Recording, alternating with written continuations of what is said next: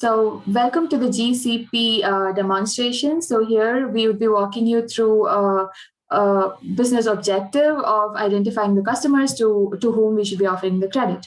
So for any ML project, there is a particular sequence of steps that needs to be followed. So here we would be using the BigQuery or the data prep tool to do our data processing. And the next step would be to explore the data and do some reporting and dashboarding with it. So that would be done using the Data Studio.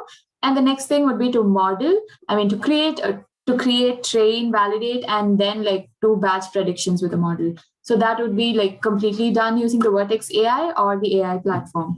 So each of these tools would be like explored individually.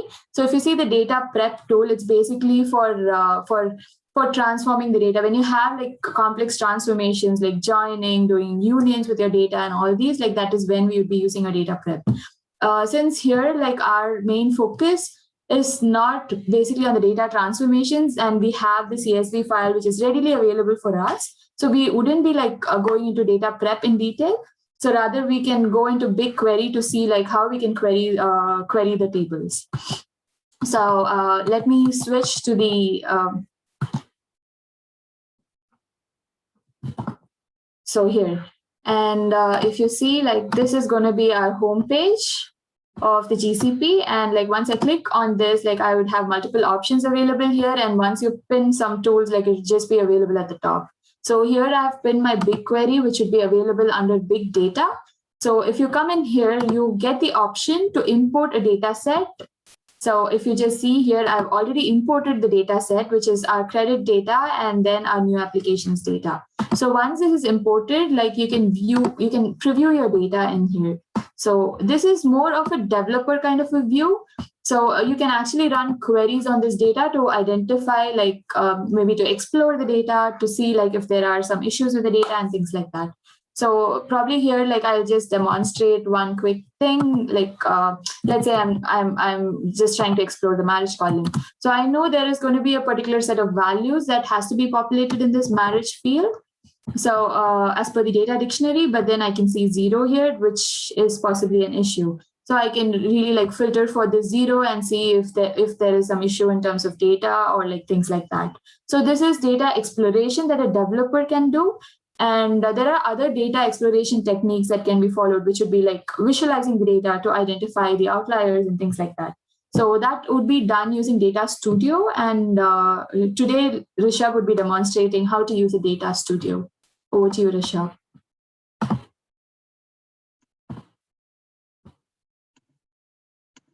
Thank you, Preeti. So this is basically the landing page of the Data Studio. Basically a URL. This you can, you can reach here if you log in with your credentials, the Google GCP Cloud credentials. This is how the landing page looks like. You get an option to source your data. So I've already done that. We have an option to, so this Data Studio is used to create reports and dashboards. And in our case, I have already created a report. So I'll directly go over to my report that I've created. This is the very first view that you will see. This is the developer's view as well. So this is the developer's view. You get as a developer, you get an option to edit the report as well. So as I clicked here, you can see I can make changes to my report in terms of the different bar charts and the graphs that I have here. I get an option to select different type of graphs and charts, as well as you can see a list of different different attributes, as well as the calculated columns that we may create from here. So this is very similar to what Power BI or a Tableau looks like, very similar to drag and drop features that the other tools offer. We also get an option to share the report with others. So if you click on share, you specify your email addresses, and your peers and different stakeholders can get a view of what you have done in terms of exploration. So this is how the Data Studio looks like in terms of visualization. I'll move over to Preeti to show us the Vertex AI part. Over to you, Preeti.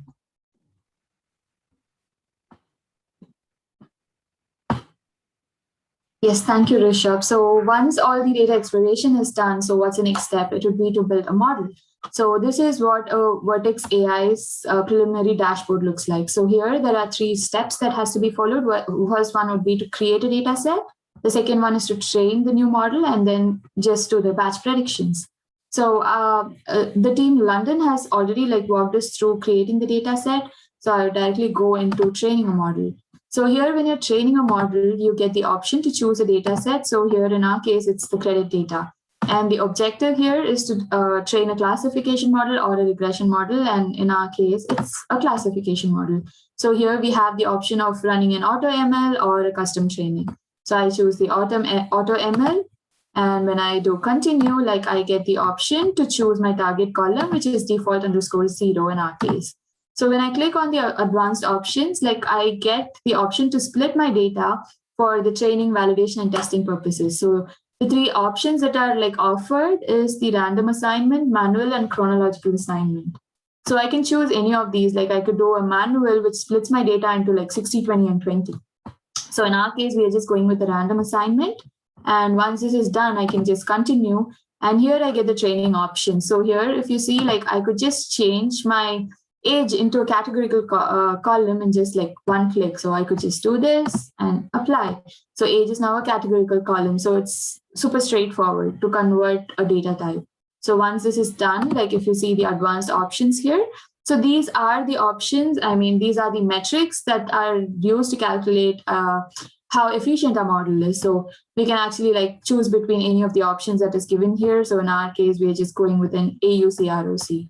So upon choosing this, you could just continue, and here you can give 1 hour, and then you can start training the model. Like once you click 1, like it just enables and you can start training the model.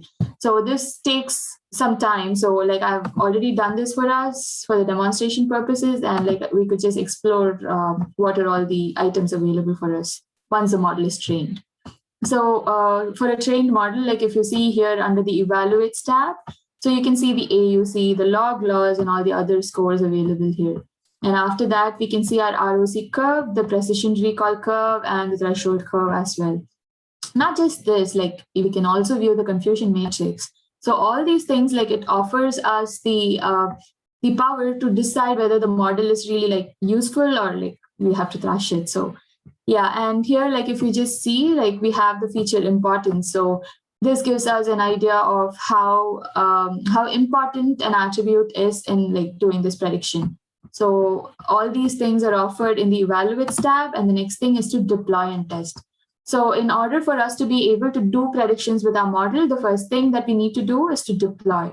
So in order to deploy, we just need to create an endpoint. So you can give an endpoint name here and then like just say create, continue, and you would be able to create the endpoint here.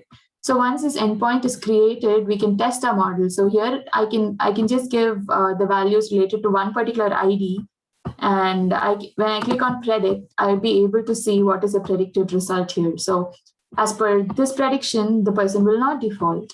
So the next thing is to run a batch prediction. So once the model is trained, tested, so go ahead with the prediction. So if you do a batch prediction, you can create a batch prediction. So again, here you have the option to create to connect to a BigQuery table or a CSV that is stored on the cloud. So you can also like save your target as a BigQuery table or a CSV. So once you choose all the options, you can just create. And by clicking on create, like the prediction starts running. So once it is complete, here, like you can see that it just shows view prediction output on BigQuery dataset. So this one was created in BigQuery, whereas this one was created as a CSV on the cloud.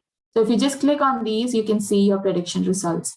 So the Vertex AI is something that was recently launched by Google, but before that, so before Vertex AI, it was the AI platform that was like more used, or like it was widely spread.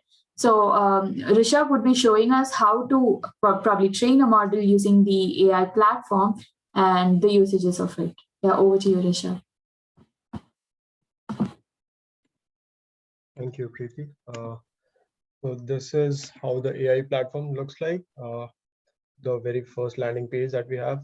Now, if I click on the notebook, so what we are trying to do here is to create a custom model, which could be a logistic regression, random forest, or XGBoost. So create that. I'll click on the notebook section that we have here. I'll try and create a new instance where a Jupyter Lab notebook instance. So to do that, I can click on the new instance, select the Python 3 or R. I mean, depends on what the programming language you want to use. So there are multiple options that you can choose from. As I've already done, this is basically using the Python 3 programming language. And so if I click on the Jupyter Notebook, Jupyter Lab, this is where I have written the script. This is a custom script that I've written in Python. This is where basically all my predictions are happening in terms of all the RUC, ROC curve that as you can see here for the different models. Now, what I want to do is I want to create a pickle the data. Basically, my evaluation that I have done on my training data, I want to store it as a file. And the way we can do it in Python is through the pickling of the file. Pickling is like saving our results, the evaluation results in a file. So to do that, this is a script, and this basically gives us a model.pickle file that I already have. I can store it on my local, so I can download it from here. Now, the next step would be to use this training data that we have, the pickle file, on the prediction data. So if I click on the model itself, this will take me to a new page where this is a folder, kind of a folder where I can upload my pickle files. So if I click on the version here, this gives me an ability to basically give what Python version I have used to create my pickle file. So it was 3.7. What framework I have used? This was a scikit-learn. You can choose different options from here. So once you click, and this is where you will specify the pickle file here. So we browse and go to the location where the pickle file is, and you can specify the URL of the pickle file. Once this is all done, so I've already done this. This is where my train data pickle file is. So if I click here, this will get me to a place where my evaluation has already been done. Now I'd want to test the data I want to test my pickle file, basically. So to do that, I'll click on the test and use. And this is where I'll give an instance of my basically a JSON format file, a JSON format file. The IDs on which I can make the prediction. So this can be a single prediction, or it can be a batch prediction as well. If I give the values here and click on the test, this will give me whether the person was successful. He was a defaulter or not a defaulter. So thank you for seeing the presentation, the demo, and have a nice day. Thank you. I don't have the